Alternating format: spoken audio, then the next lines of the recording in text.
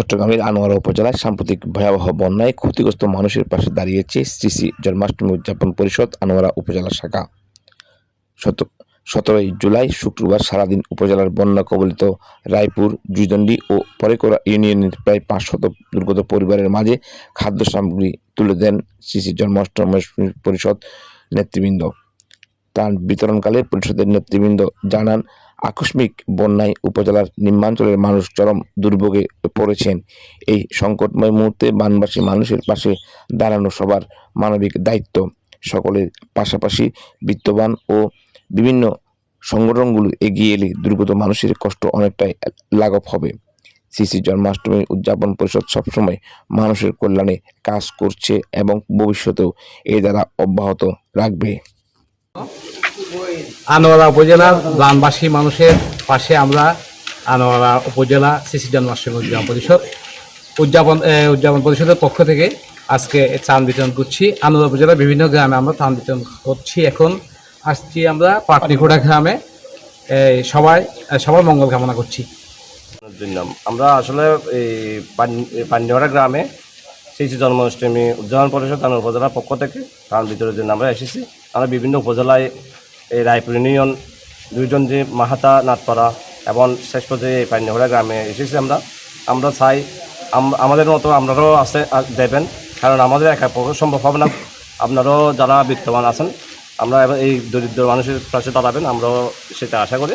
সবাইকে অসংখ্য ধন্যবাদ ও কৃতজ্ঞতা। আমরা সামান্য উপহার দিচ্ছি পরিষদ থেকে। আজকে এই 3 নং রায়পুর ইউনিয়ন এবং 11 নং জুইদণ্ডী এবং 9 নং পরেকরা, পাটানিকোটা সহ মাহাতা গ্রাম সহ আমরা বিভিন্ন উপজেলায় ইউনিয়ন আমরা ত্রাণ বিতরণ করেছি জন্মাষ্টমী উদযাপন পরিষদ থেকে।